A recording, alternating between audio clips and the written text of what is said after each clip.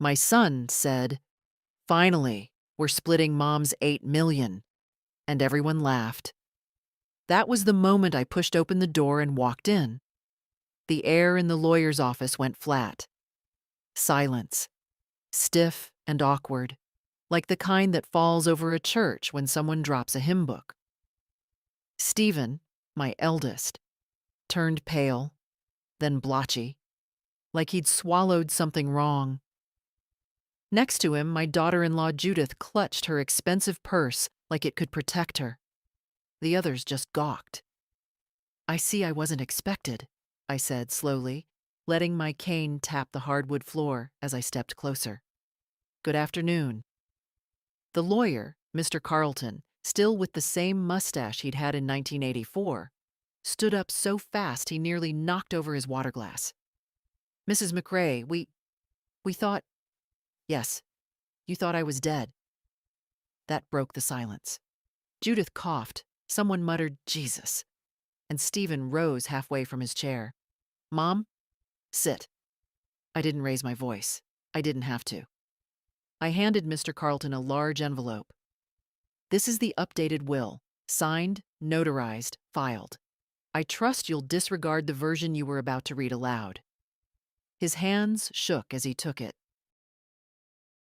"This is extremely unusual."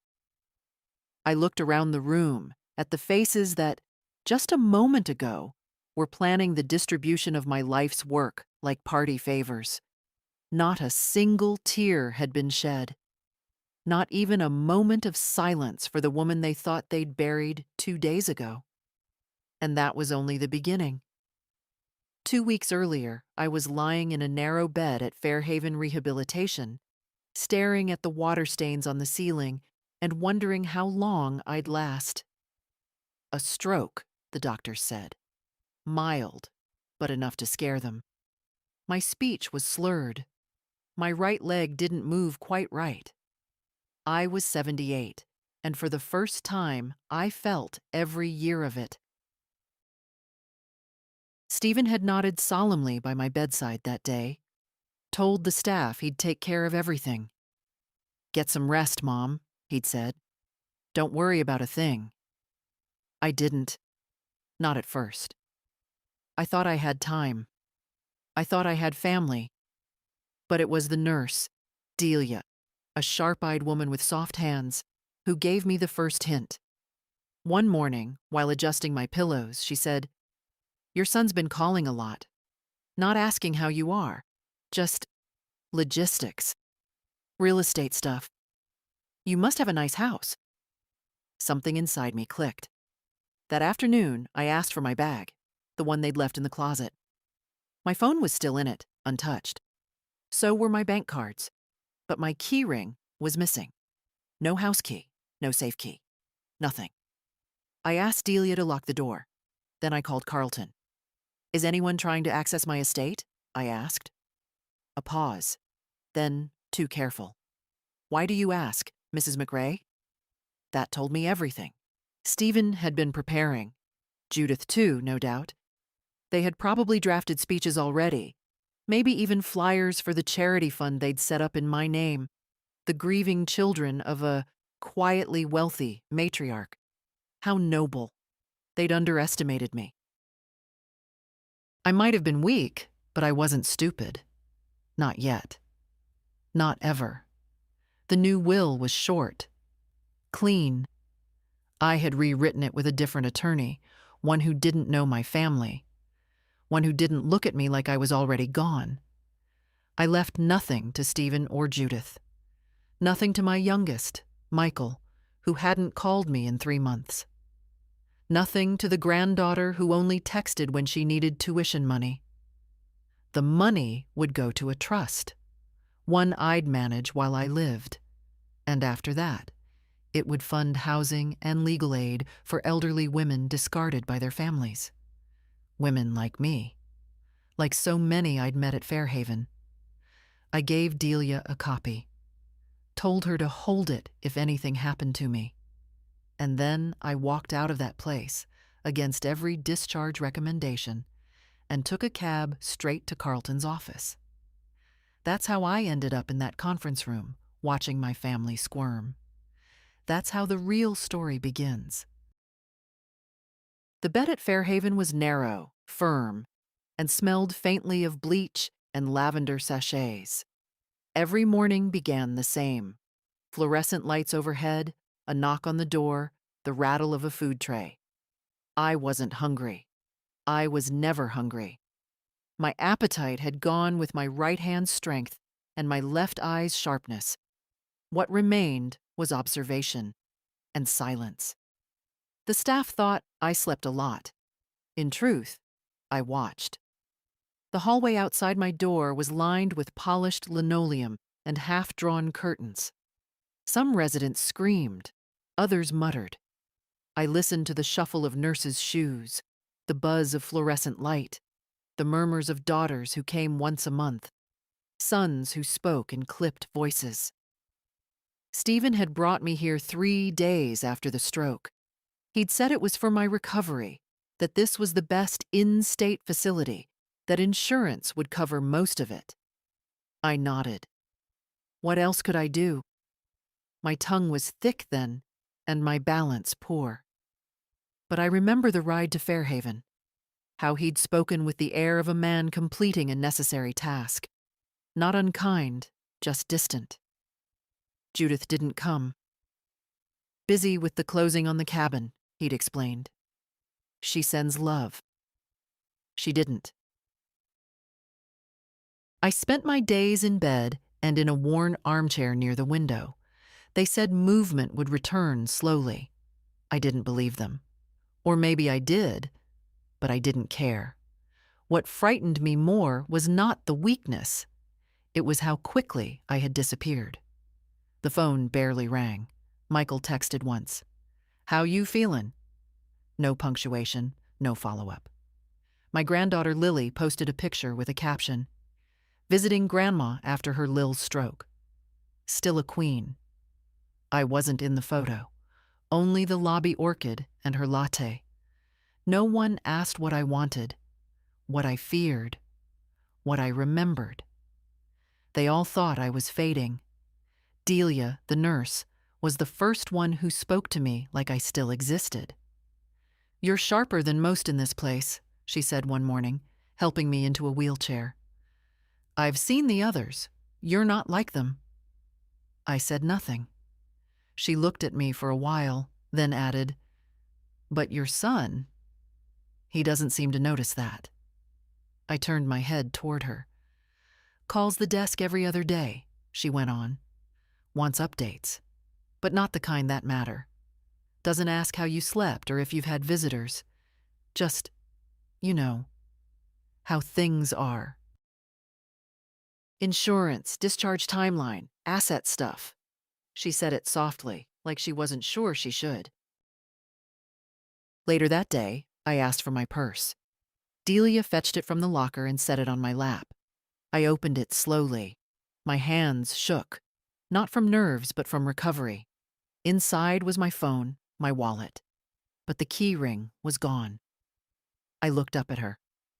"Missing something?" "Yes." She hesitated. "I found this in your jacket pocket," she said, reaching into her scrubs and pulling out a single brass key on a red tag. "Thought it might be important." It was the key to my safe deposit box. Not a house key, not a car, just that. One small brass key, ignored because it didn't open anything they could sell. I hid it beneath the lining of my pillow and stared at the ceiling all night. That was the moment something shifted. The next morning, I asked Delia to close the door. "Can you help me make a phone call?" I asked. "Private." She didn't hesitate. She brought the cordless, dialed for me, then placed it in my hand and walked out. I called Carlton's office, spoke to his assistant. "Is anyone accessing my documents?" I asked. A pause. "I'm sorry, Mrs. McRae, but I can't disclose. This is my legal property. I'm asking if anyone has requested or updated my will." Another pause. Then the sound of keyboard tapping. I see there was a request last Friday. Your son requested a certified copy of the last executed will. It was sent to his email. I said thank you and hung up. That evening, I made another call, not to Carlton, to a name Delia gave me, a younger lawyer, someone outside the family's network. I want to draft a new will, I said. Immediately, quietly. She didn't ask why, just gave me an address and said, I'll come to you. I spent the night making lists, not of assets, but of people who had loved me, who had used me, who had visited me in the hospital when I broke my hip 10 years ago, who had laughed when I mixed up their birthdays, who had remembered me at all, and who hadn't. By morning, I was ready. Not out of vengeance. I don't believe in revenge, but out of clarity. Out of the ache that comes when you realize you raised children who see you as a wallet with a heartbeat. Let them laugh about my money. Let them think I'm done. I was just getting started. Mornings at Fairhaven had a rhythm, and once I learned it, I started using it. The early rounds, the medication cart, the soft hum of the breakfast TV in the lounge. The staff thought I was just another fading mind in a chair. Good. Let them think that. Delia saw through it, of course. She watched me with a kind of wary respect, like she knew something inside me was sharpening instead of dulling. On the fourth morning, she wheeled me into the therapy room. While the others watched a game show or dozed in their recliners, I asked her quietly, "Do you have a minute?" She nodded and wheeled me closer to the window, away from the others. I pointed to my lap, where a notebook rested. I'd written questions in block letters. My right hand still shook too much to write neatly, but the words were clear. The first page read, "What did my son ask when he called?" Delia frowned. "You sure you want to know that?" I didn't nod. I just looked at her. She sighed and leaned against the sill. "First couple days, he asked about your vitals, stroke recovery, timeline. Then he started asking different things." She ticked them off on her fingers. "Whether you had mental clarity, whether you were signing anything, if you remembered things. Then he asked if anyone had a medical proxy on file, and if the doctors thought you could return home." I looked out the window. "Last time he called," she added, "he asked if you had any recent falls or confusion episodes. I told him no, because there weren't." I flipped to the next page in my notebook. "Did he come visit?" "No," she said. "Not once." She didn't ask why I was keeping notes. Didn't comment on the fact that every name I wrote had a red circle or a line drawn through it. She just said, "You want help calling someone?" "I already did," I said quietly. That was the day the new lawyer came. Her name was Gwen. She couldn't have been older than 35, but she didn't speak to me like I was fragile.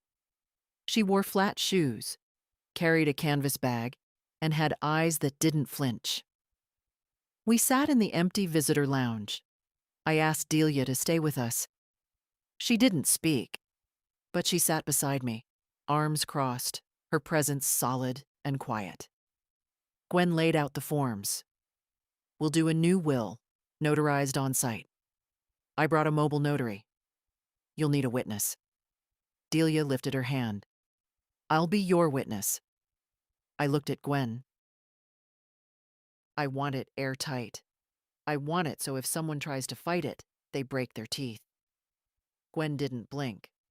"We'll register it digitally, encrypt the file, paper copies in a fireproof vault. I'll file a letter with the registry stating that all prior documents are null." I nodded. "And who are we disinheriting?" she asked, like it was an ordinary thing. I handed her the paper. "Stephen, Michael, Lily, Judith. They'll contest it," I said. Gwen smiled. "Let them. I've seen worse." "And who gets the estate?" she asked. I pulled out a second sheet. Just one name. Delia glanced at it but said nothing. Gwen read it, then looked at me. "A trust?" "Yes," I said. "Not just for her. For women like her, staff, retirees, caregivers, women who don't have anyone looking after them." "You want to give it all away?" she asked softly. "No," I said. "I want to give it where it matters." The notary came. We signed. The lawyer packed her bag. Delia walked me back to my room in silence. At the door, I paused. "Thank you," I said. She looked at me. "You shouldn't have to do this alone." I smiled, a thin, tired thing. "I'm not." And I wasn't. Not anymore.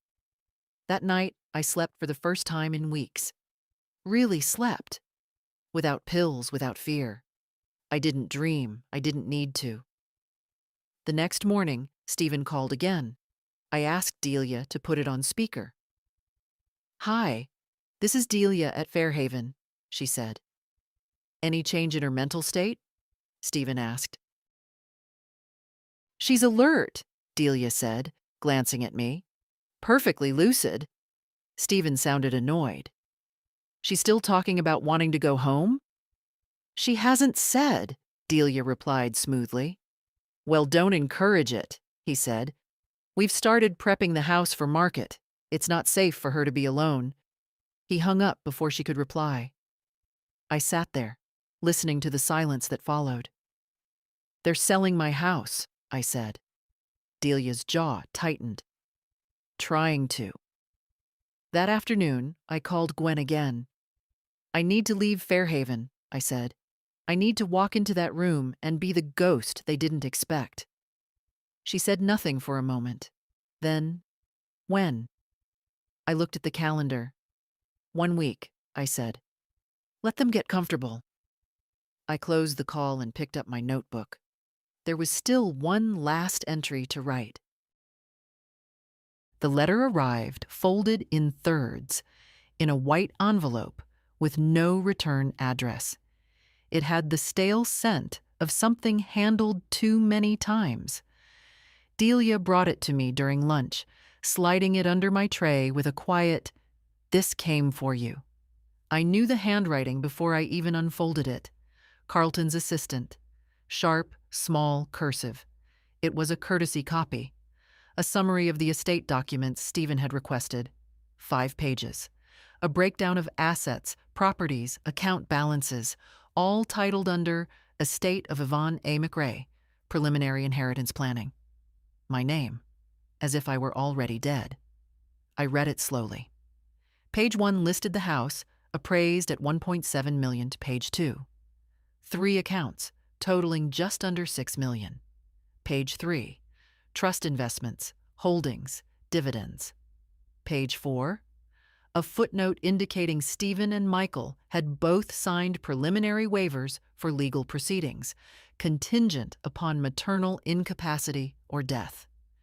They had prepared the ground, carefully, quietly, like good heirs with expensive lawyers. I turned to the last page. Notes in the margin. Probate likely uncontested. She lacks capacity. I sat very still. That last sentence wasn't just careless, it was cruel. As if my mind, my memories, my will had already evaporated. Delia stood beside me, watching my hands. "You okay?" I looked up. "Do you know what probate means?" She nodded. "I do." I smiled thinly. "Then you know I'm not going through it."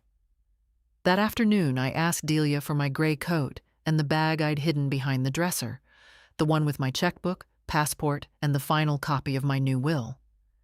"I need to go home," I told her. "Just for a visit." She raised an eyebrow. "You sure you're ready?" I looked down at my hands. They were steadier now. I could walk, slowly, with the cane. My speech was back. My voice felt like mine again. I'm not sure I was ever gone. She drove me herself. I hadn't been back to the house since the stroke. It looked different. The front hedges were trimmed too short, the roses gone. A security sign I didn't recognize stood in the yard. "Looks like a flip," Delia murmured. I used my old key, the one they didn't know I had. The door opened. The air inside was sharp, unfamiliar. Judith's perfume, lemon cleaner, something metallic. The furniture had changed. My velvet chair was gone. So was the blue china from the sideboard. In their place, sleek grays, brushed chrome, cold glass. It wasn't my house anymore.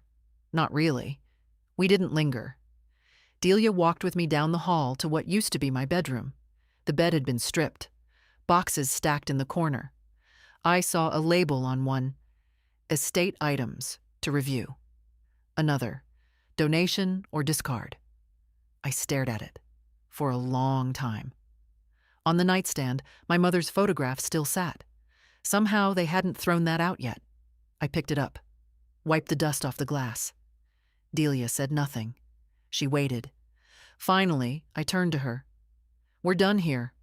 She helped me out to the car. We didn't speak again until we reached Fairhaven. At my room, she asked, "You want me to bring anything from the house?" I shook my head. "They can keep the furniture, but I want that file box, in the attic closet, the one marked legal." She nodded. "I'll get it." I sat in my chair by the window that night, watching the lights flicker in the hallway. Carlton's assistant thought I lacked capacity. My son thought I was safely tucked away. But I wasn't done. They were planning the will reading, and I was planning my entrance. Before they called it an estate, it was just a laundromat on 6th and Clover. One washing machine, 2 dryers, and a cash box I slept with under my bed. That was in 1973. Stephen was 8, Michael still in diapers. My husband, Ray, had just been laid off from the steel plant, and the severance pay was gone within 2 months. We had $300 left. I took $200 and rented the old storefront that used to be a shoe repair place. No one thought it would work. Ray called it something to keep you busy. But I knew what I was doing. I'd worked the desk at a hotel laundry when I was 16. I knew people always needed clean clothes, especially when they didn't have time to do it themselves. The first 2 years, I worked 16-hour days. I lost weight, missed recitals, burned every dinner I tried to make. I learned how to repair a broken belt on a coin-operated washer using nothing but a butter knife and prayer. Ray eventually went back to work, and then, a year later, he didn't come home from it. A heart attack behind the wheel. Dead before the ambulance arrived. The morning after the funeral, I opened the laundromat at 6 a.m. like always. Stephen sat behind the counter that day, legs swinging off the stool. "Are we still poor now?" he asked. "No," I told him. "We're busy." Busy was how I survived.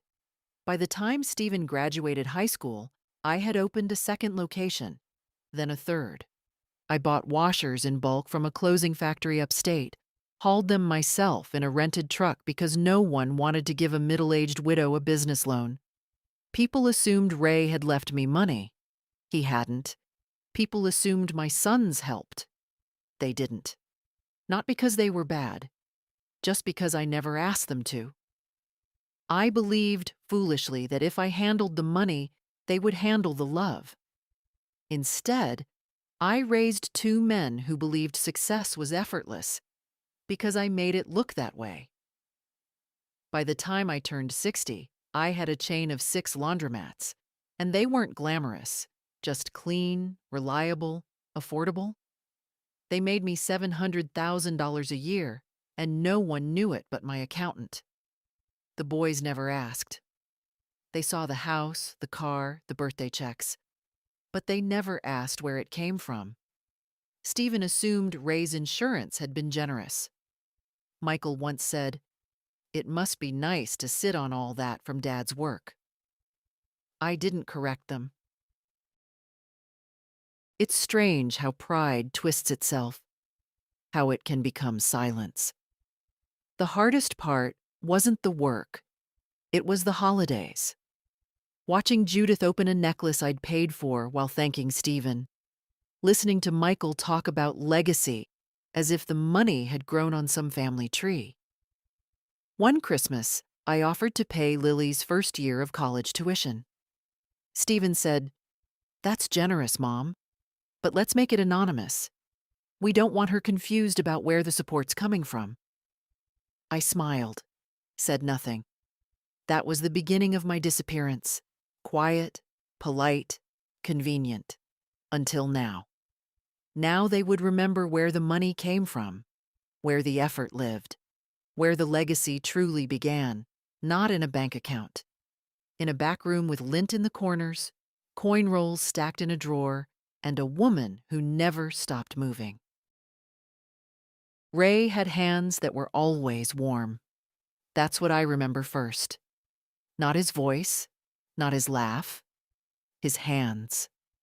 The way they felt against my back when we danced at county fairs. The way they held our boys after their first fevers. The way they didn't tremble, even when he knew the layoff was coming. We met at a church picnic in 1959. I was 21, he was 26, and already working the plant lines. He brought me lemonade, said my dress was the color of peaches, and asked if I wanted to leave early. I didn't, but I said yes anyway. We married 6 months later. He wasn't poetic, but he was loyal. He fixed everything: leaky pipes, broken strollers, squeaky doors. If I sighed too long at something, he was already in the garage looking for tools. I loved him for that, for his silences, for how he never raised his voice, even when Stephen crashed the bike, even when I cried over bills. We were good together. Not flashy, not romantic in the way people now expect, but steady. He built the boys a treehouse out of old pallets. He taught me how to read a balance sheet before I ever thought about owning a business. When he lost his job, he didn't panic. He made a pot of coffee and told me, "We'll be fine, just gotta reroute." We didn't know then that reroute meant he'd never work again. The heart attack came fast. 1 minute, he was driving home from a side gig, delivering laundry machines, ironically. The next, I was getting a call from the sheriff's office. I remember washing the floors that night. I didn't cry. Not until the next morning when Michael asked, "Is Daddy coming to breakfast?" And I had to say no. Ray was 38. I was 33, and suddenly, alone with 2 boys, debt, and no clue what to do next. The laundromat idea wasn't born of ambition. It was born of math. We had enough for 1 month's bills, maybe 2. I remembered Ray once saying, "People always need socks. Clean ones." That stuck with me. So I opened that first place. And every time I wanted to quit, I'd remember his hands. The way they worked without complaint. The way they steadied mine when I doubted myself.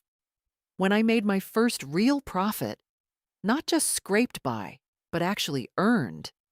I went to the cemetery and sat beside his stone. I told him everything. How I fixed the broken machine with pliers. How Mrs. Ramos down the block brought her laundry every Wednesday. How I missed him most when the boys fought, and I didn't know who was right. That became my ritual. Every milestone, I told Ray. Every tax season, every expansion. I told him about Stephen's wedding, about Lily's birth, about how quiet the house had become once the boys moved out.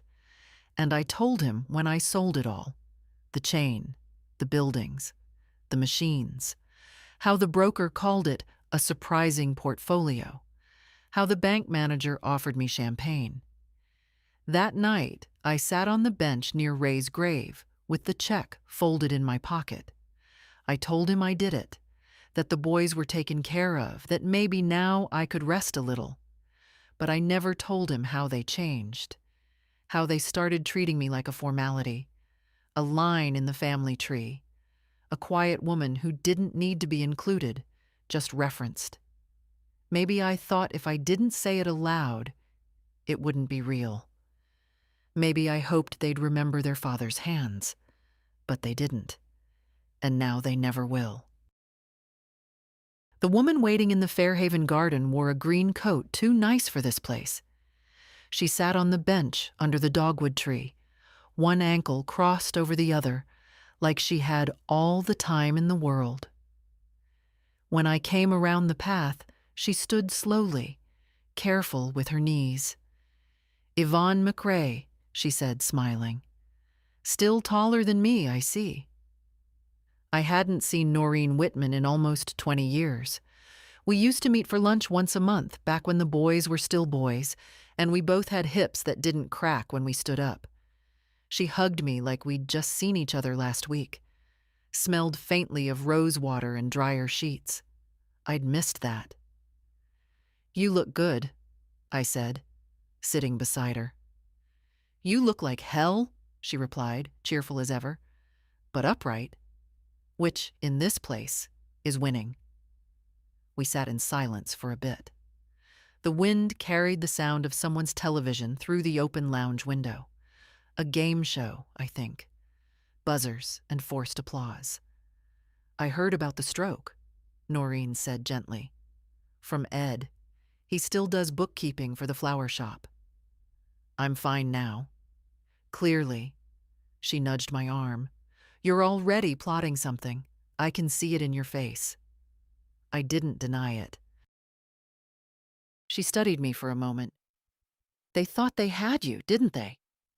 I looked at her. "Did yours try?" She laughed, not bitterly, but with the ease of someone who'd already swallowed that truth and digested it. "Oh, honey, years ago. Right after Charlie passed.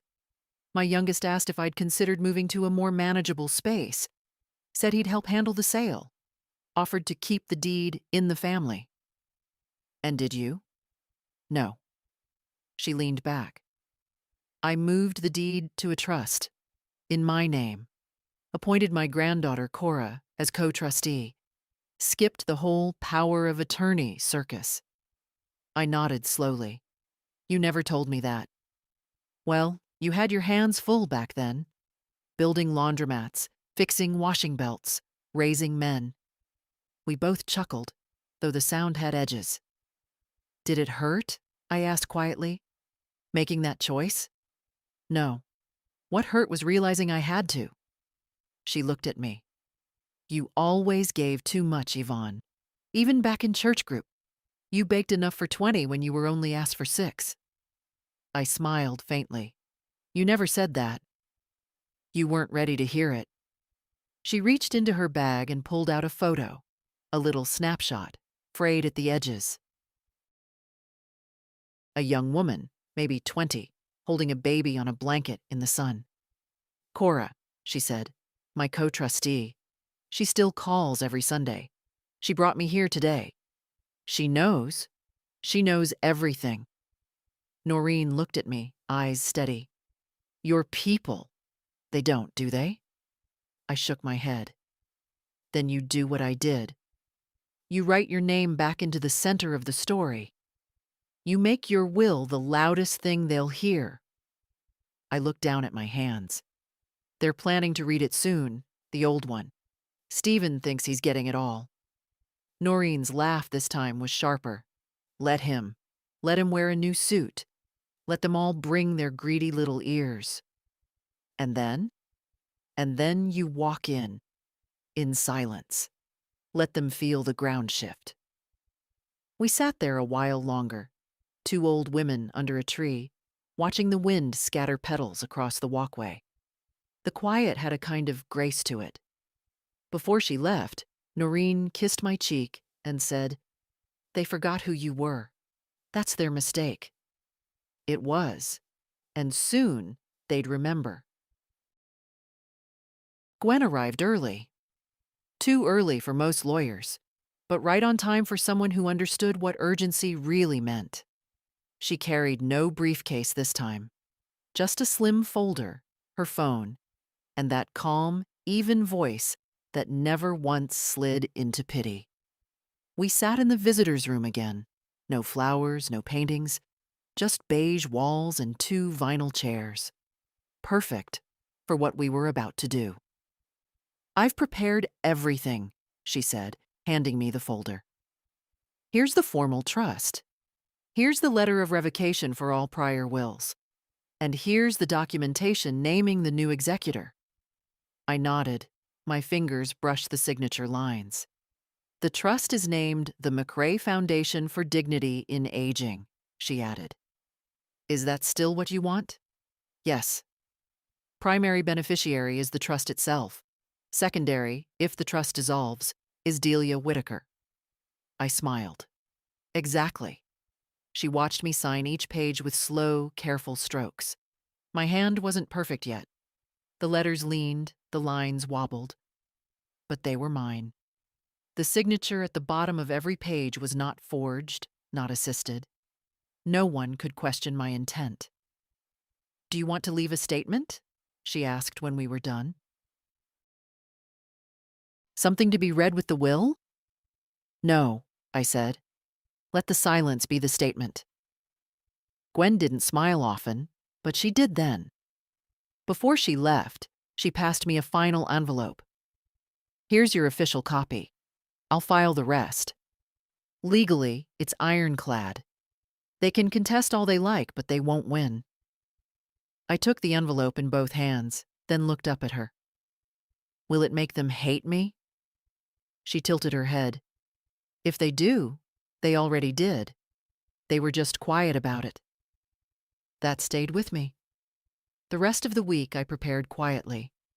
Delia brought me clothes from the dry cleaner, my navy dress, the one with the high collar and the soft shoulders, low black shoes, a pair of small pearl earrings I hadn't worn since Stephen's wedding, back when Judith still called me Mom, not her.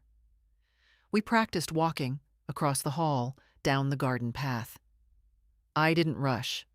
I didn't need to. I was not there to make an entrance. I was there to remind them I existed. "Sure you want to do this?" Delia asked the night before. I sat in the armchair, looking at my reflection in the window. They held a funeral in their minds. This isn't revenge. It's resurrection. She didn't reply, but her eyes softened. The morning of the reading, Delia drove me. I sat in the passenger seat with the envelope in my lap, unopened. I didn't need to read it again. I knew what it said. Every clause, every condition. I had written it not in haste, but in clarity. The lawyer's office was in a glass building, too modern for its own good. Polished floors, wide windows, artificial plants. Carlton's assistant looked up as we entered and went pale. "Mrs. McRae." "I have an appointment," I said, stepping forward. My cane tapped once, then again, steady as a metronome. "They're already inside." "Good." I looked at Delia. She nodded once. "I'll wait outside." "No, come in with me." She blinked. "You sure?" "Yes. You're the only one who deserves to hear this." We walked through the door together, just as Stephen said the words I'd waited 2 weeks to hear. "Finally, we're splitting Mom's $8 million." I stepped inside. And the room forgot how to breathe. Carlton stood as I entered, nearly knocking over a stack of folders in his rush. "Mrs. McRae?" he breathed, as if I were a ghost stepping out of his past. We didn't know." "No, you didn't," I said. My voice was clear, steady, and softer than I intended. But in that room, even a whisper would have carried. Stephen was frozen halfway to standing. Judith clutched her pearls like someone had set off a fire alarm. Michael blinked, then looked behind me, as if hoping I was a hallucination followed by a nurse with a chart. Only Lily spoke. "Grandma?" "Hello, Lily," I said, not unkindly. No one else moved. I turned to Carlton and extended the envelope. You were about to read an outdated document. This is the current one. He hesitated. Signed, notarized, witnessed, filed, I added. Legally sound. Would you like to verify? Yes, of course. He took it with shaking hands, sat down slowly, and scanned the first page. The color drained from his face before he'd even hit the second clause. Judith found her voice first. Wait, what is this? Carlton looked at her, then at Stephen. This is a new will, superseding all prior documents. Stephen leaned forward. You told me she was... He stopped short, swallowed. We had a conversation. You said... I said nothing, Carlton replied quickly. You requested a copy. I provided it. That's all. What does it say? Michael asked. What's in the new one? Carlton adjusted his glasses. The entire estate, all liquid assets, property, and investments, have been placed into a private trust. The trust is designed to fund a nonprofit foundation. A what? Judith snapped. Dedicated to supporting elderly women in transitional care? Carlton finished. The silence that followed was long and sharp. You're joking, Stephen said. I finally stepped fully into the room, the cane clicking against the tile. Does this look like a joke, Stephen? He stood. You can't do this. I already did. You're not thinking clearly, Judith chimed in. This is elder manipulation. Someone got to you. Who put you up to this? Was it a nurse? One of those... Careful, I said.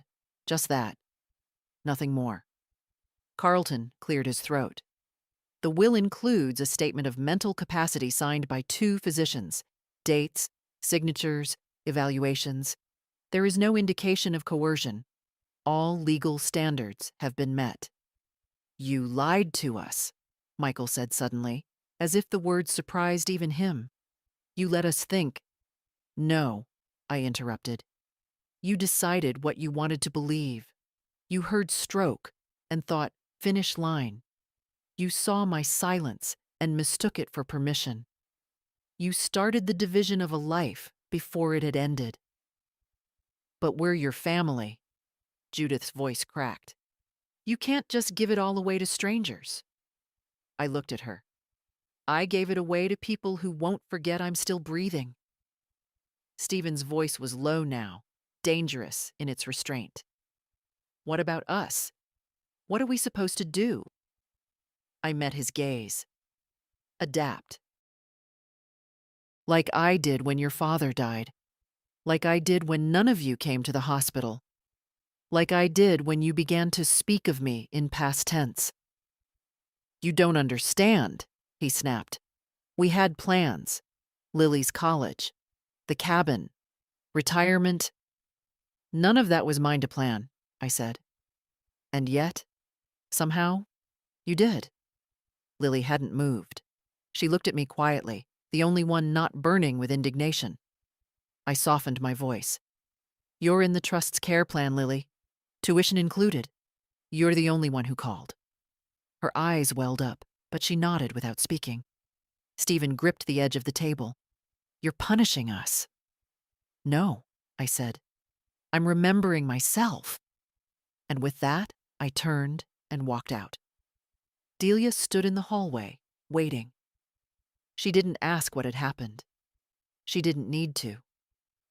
We walked back to the elevator, step by step. Each movement slow, certain, final. Behind us, the silence in that room stretched wide and heavy. The diner was quiet, the kind of place where the coffee never stopped flowing, and no one asked questions about tears in the middle of the afternoon. Delia dropped me off and went to pick up a prescription. Said she'd be back in an hour. I sat by the window, ordered tea I wouldn't drink, and watched a couple of teenagers cross the parking lot, arms tangled like vines. For a moment, I remembered being 21. Ray's hand in mine, The way we used to sneak off after Sunday service just to sit in silence behind the hardware store. The door chimed. Lily stepped inside. She spotted me, hesitated just long enough to make me think she might leave, then walked over and sat across from me. She didn't speak at first, just took off her jacket, folded it too carefully, like a nervous habit. "You came," I said. "I didn't know if I should." "You didn't have to." She looked up. Her eyes were red but dry now. "I wanted to." A waitress appeared, took her order. Coffee, black. Same as mine used to be before the blood pressure warnings. "I didn't know," Lily said once we were alone. "About the will, about any of it." "I believe you." She picked at the corner of the napkin. "Dad's furious." "Mom's not speaking.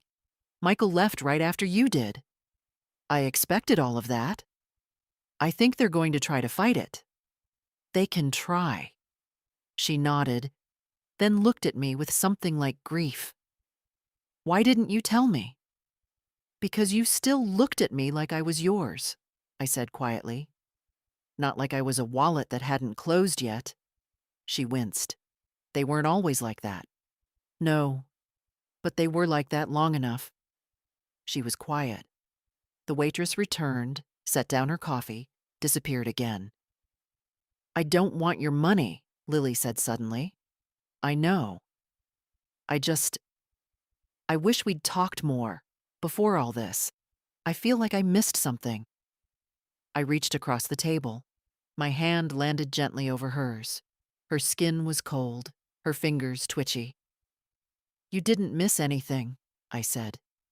"You saw what mattered." She took a breath like she wanted to say something else, then shook her head. "Mom used to say you were old-fashioned, that you didn't understand what things were like for us. I think maybe we didn't understand what things were like for you." "I didn't explain it well," I admitted. "I thought giving was enough." "It should be," she whispered. "Yes. But people forget what came before the giving, what it cost."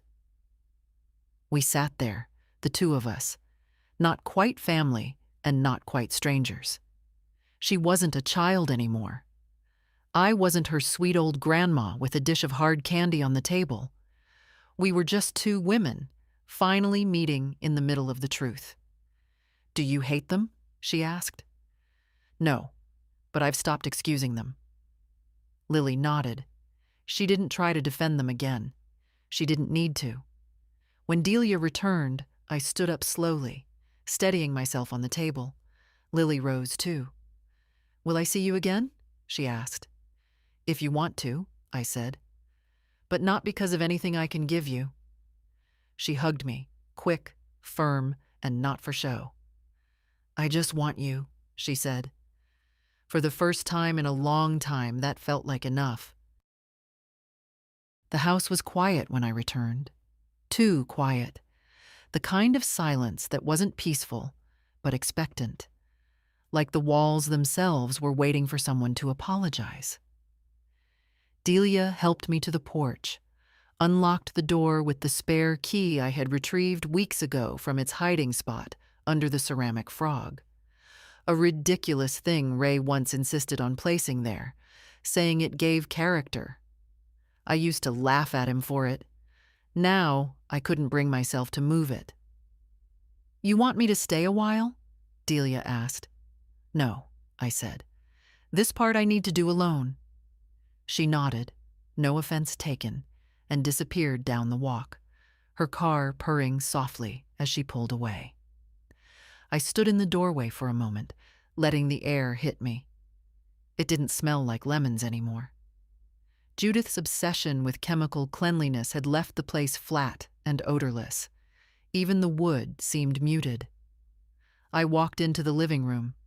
Everything was still staged from the market-ready photos. Neutral tones.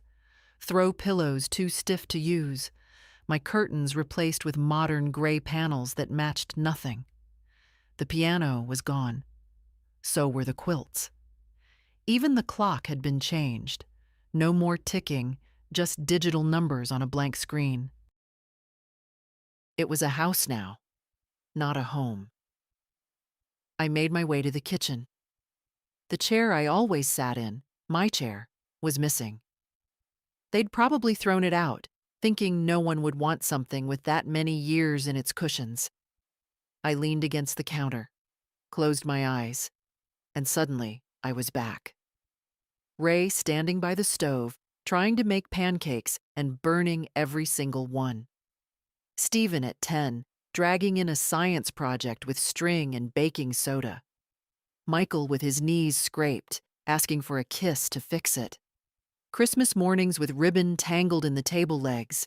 Lily, barely walking, pressing her palms against the glass door, shouting, "Snow, snow." I opened my eyes again. It was all gone. But it had happened. That mattered. I went into the bedroom next. They'd boxed everything. My clothes, my shoes, even my brush and old perfume bottle. On top of the dresser was a stack of files labeled "to shred." My handwriting stared back at me from one envelope. Notes I'd once made on burial instructions. Preferences. Thoughts. Stephen must have assumed I'd written them as a guide. He hadn't read far enough to see the last line. "Don't bury me until I've had the last word." I sat on the edge of the bed, not the one I'd slept in for decades, but the new one, sterile and squared off. My body was tired, more tired than I'd let anyone see. But inside, something felt weightless. I'd done it. For once, I hadn't waited too long. I hadn't let them write the ending for me. I reached for the folder I'd brought, my copy of the will, the trust, the closure. I set it on the nightstand, not out of pride, out of proof. In case I ever doubted again that I had spoken clearly, that I had reclaimed something. The phone rang in the kitchen. I didn't move. Let them call. Let them fill voicemail boxes and text bubbles with apologies wrapped in explanations. I didn't need to hear them. For now, the only voice I wanted in my head was my own. The first letter came 2 days after I moved back in. Cream envelope, heavy paper, return address embossed in silver. Stephen had spared no expense. The contents were what I expected. A formal concern about my mental state. A request to pause execution of the new will, and a subtle threat masked as concern. "We only want what's best for you, Mother. Let's not make this harder than it needs to be." I folded it neatly and dropped it into the wastebasket. The next morning, an email arrived. Michael this time. Less polished, more direct. "I don't know what kind of advice you're getting, but you're being reckless. This isn't you." Funny how people say that. This isn't you. When what they really mean is, this isn't the version of you I prefer. Judith called. Left a voicemail I didn't bother to check. Then another. Then texted. Judith. "We should talk. This isn't healthy. You're isolating." Judith. "Stephen says you've changed. I agree." Judith. "We're just trying to protect what Dad built." I stared at that one for a long time. Ray hadn't built this. He'd helped me build it, but it was mine. The weight of it, the worry of it, the years. They lived in my spine, in my knuckles, in my knees that crackled every time I stood up too fast. They weren't angry because I had changed. They were angry because I had stopped pretending. The third day, they came to the door. I was in the garden, trimming dead leaves off a rose bush that had miraculously survived Judith's landscaping. I saw their car pull in, sleek, leased, something too smooth for our gravel driveway. Stephen got out first. Suit jacket, tie, polished shoes. Like he thought dressing like a banker would help his case. Judith followed in beige and black, her heels catching slightly in the cracks of the walk. "Mother," Stephen called. I kept clipping. "Mother," louder this time. "I have a name," I said without looking up. He exhaled like a man trying to practice patience he hadn't actually earned. "We need to talk." "Then talk. In private. This is my home. If it needs privacy, it needs honesty." They stood there, shifting uncomfortably. "You've been manipulated," Judith said finally. "This Delia woman, she's not a woman," I cut in. "She's a person. And she's the only one who sat with me when I couldn't speak." Stephen took a step forward. "You're making a mistake." "No," I said. "I made one 20 years ago when I let you think money would always come with silence." He flinched. "We just want to help," Judith said, almost pleading. "There's no shame in needing guidance at your age. I needed it when Ray died. I needed it when I took out a second mortgage to keep Michael in college. I needed it when you both sat in my kitchen and told me I should sell the business because it was too much for a woman my age. I asked for help then. No one offered." They didn't respond. I finally stood, brushing dirt from my gloves. "You came here for something. Say it."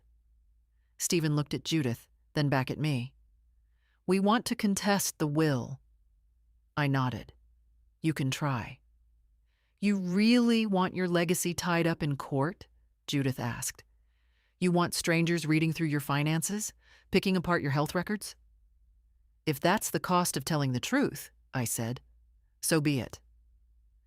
They stood there a moment longer, as if waiting for me to change my mind. I didn't. When they turned to leave, Judith looked back once. Her face wasn't angry anymore. "Just tired," but I wasn't tired. Not anymore. The letter from the lawyer came in a manila envelope with too many stamps and too much confidence. The firm's name was embossed in dark green. Stephen had spared no expense. Again. "Petition for incapacity review. Filed in county court. Signed. Stamped. Scheduled." They were contesting the will after all. Not on the grounds of fairness, but fitness. They wanted to prove I hadn't known what I was doing, that Delia had swayed me, that my mind was brittle enough to crack under suggestion. I read it twice, then once more.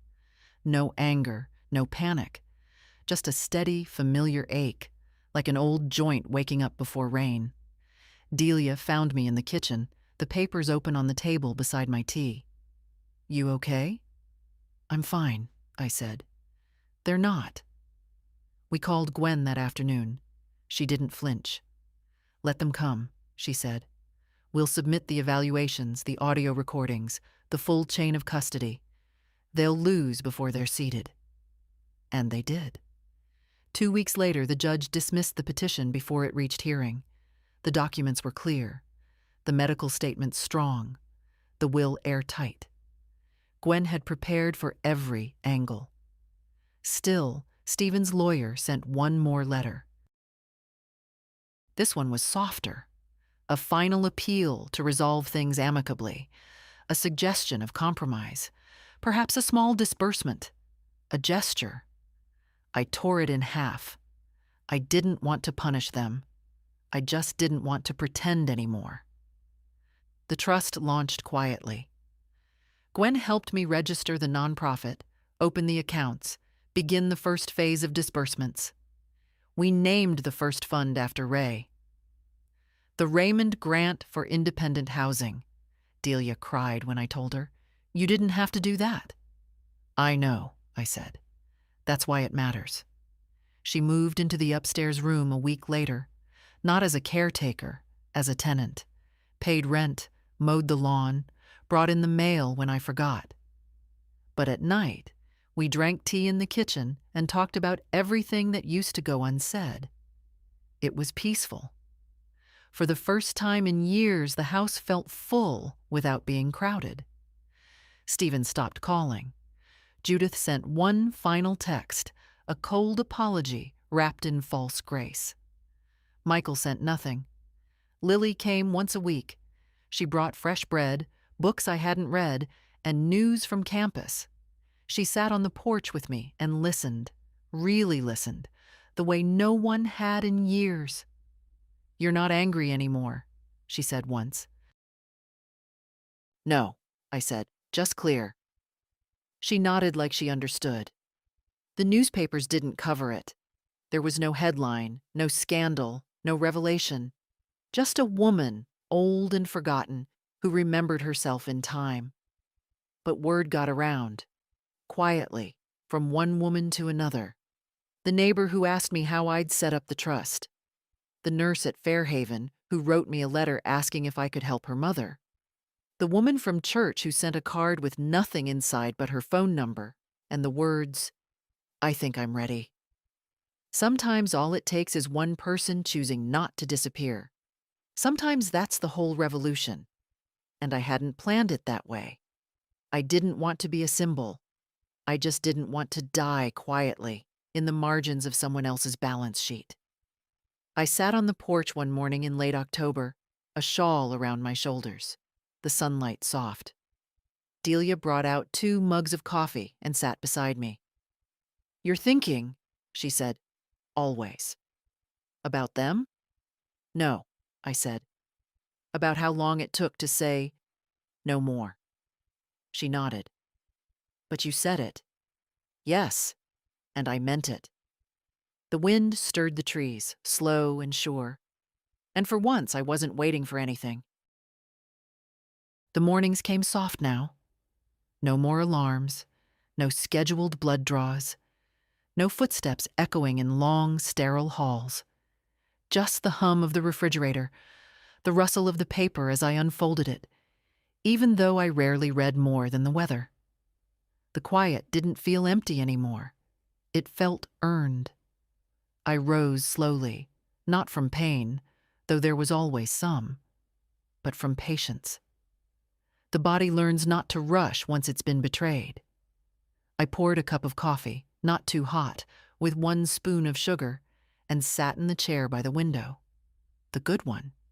The one Stephen had wanted to replace with something more modern. I had it brought back. Paid the movers myself. It creaked when I sat. I smiled when it did. Across the street, the widow Reynolds watered her porch plants in a robe and fuzzy socks. She waved when she saw me. I lifted my cup in reply. We'd never been close, but we'd both aged enough to not need reasons for kindness. Inside, Delia moved quietly. She had her own rhythm. Morning yoga, music in the kitchen. Today, it was something soft and slow. A woman's voice from the 60s, all breath and gravel. "You want toast?" she called. "Just one." She made 2 anyway. Added jam. At 10, the mail came. A letter from the bank, one from the foundation, and a thank you card from a woman named Beatrice, whose mother had received her first housing grant the month before. "She cried when we signed the lease," the card read. "Said it felt like someone remembered she was still here." I pinned it to the board by the door, next to Lily's last postcard, next to the photo of Ray at the laundromat, holding up a busted belt like he'd just discovered gold. The house was still mine, not just by deed, but by feel. The corners had softened again. The furniture belonged. The fridge was full of things I chose. No more meal kits, no more protein shakes, no one asked if I liked. In the afternoons, I wrote letters. Not long ones, just a few sentences. I wrote to women I'd known in my life and lost touch with. To the church secretary who used to bring extra bulletins to Ray when he couldn't make it. To the girl who bagged my groceries the year the storm knocked out power for 3 days. To a former employee I hadn't seen since 1998. Not all wrote back, but some did. And that was enough. One evening, I walked the garden path out back. Delia had replanted the roses, not for aesthetics, but for memory. She said things should grow where things once bloomed. I passed the old bench and sat down. From here, I could see the windows lit up. My house, still mine. Not an asset, not an inheritance, just a place where my breath lived. I thought of Stephen, of Michael, of Judith. Not with bitterness, just with distance. Like remembering an old ache, something the body doesn't forget, but no longer fears. I didn't wonder if they'd ever call again. That wasn't the point. The point was, I hadn't waited for them to give me permission to live. There was no ceremony, no headlines, no ribbon cutting. The foundation opened its doors in a converted bungalow near the edge of town, once a dental office, now painted in warm yellows and soft grays. The sign out front read simply, "The McRae Foundation, Dignity, Shelter, Voice." I didn't speak at the opening, didn't pose for a photo. I stood in the back, near the hallway that led to the first 3 rooms now furnished for women with nowhere else to go. There was a woman named Clarice in room 1, 72, evicted after her daughter moved states and stopped paying the rent. In room 2, Anita, a retired nursing aide whose knees had given out before her retirement did. Room 3 hadn't been filled yet, but the bed was made. Delia gave the tour. Lily handled the paperwork. I stood and watched. Afterward, we went home. No champagne, just tea and shortbread. That night, I sat on the porch again. Same shawl, same quiet air. The wind had shifted, cooler now. Autumn gathering in the corners of the yard. Lily came out and sat beside me.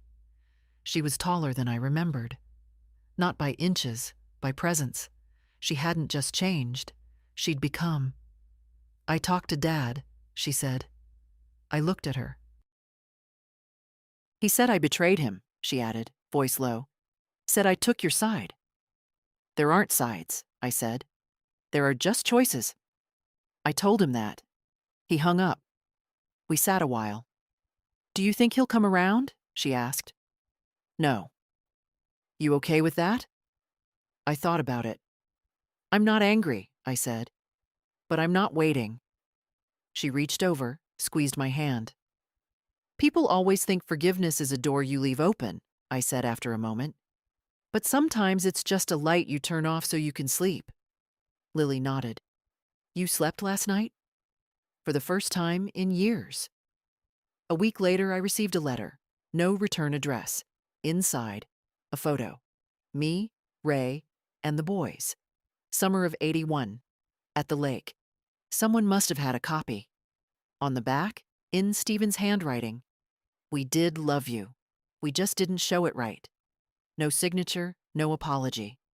Just that. I didn't write back. I didn't throw it away either. I pinned it beside Beatrice's card. Sometimes truth comes late. Sometimes it doesn't come at all. You live anyway. You rebuild. Quietly. Fully. If you're reading this, and you're a daughter, or a mother, or someone who's ever been told to wait quietly while others decide what's best for you, I'll tell you what no one told me soon enough. You are not a placeholder. You are not an asset. And you do not owe your silence in exchange for being tolerated. Your voice is not too late. Your memory is not expired. Your power does not need permission. Tell your story. And if you already have, tell it louder.